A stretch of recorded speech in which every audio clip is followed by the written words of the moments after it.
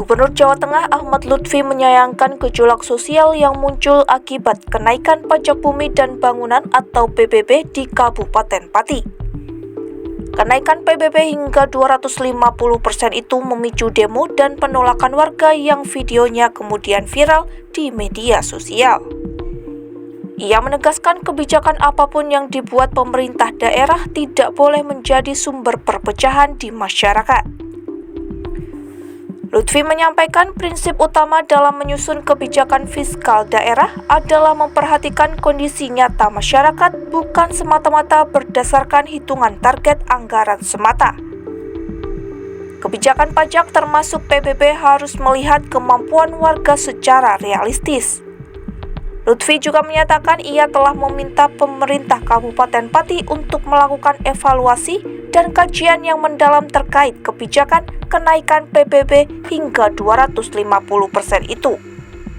Sudah koordinasi dengan Bupati Pati dan sudah saya perintahkan Bupati Pati bahwa terkait dengan kenaikan PBB itu harus melakukan kajian yang komprehensif.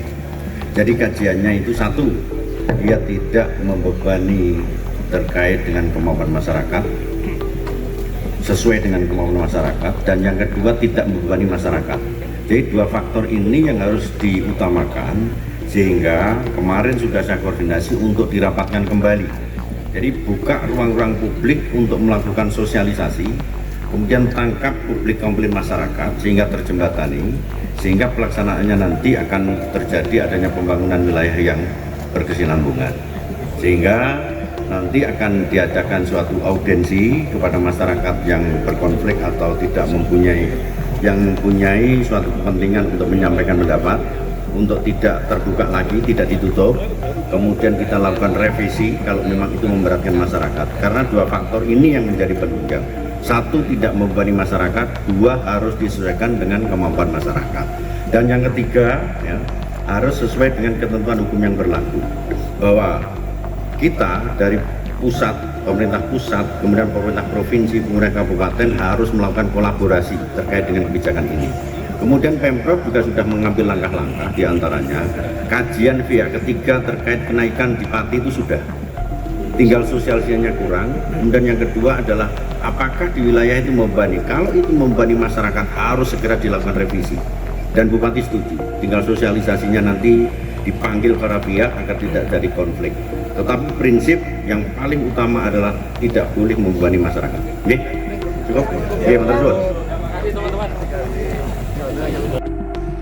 Kontroversi kenaikan PBB di Pati telah memicu gelombang penolakan, bahkan warga mulai menggalang donasi untuk menggelar unjuk rasa. Sejumlah video yang menampilkan perdebatan antara warga dan pejabat sekretaris daerah Pati Riyoso viral di media sosial.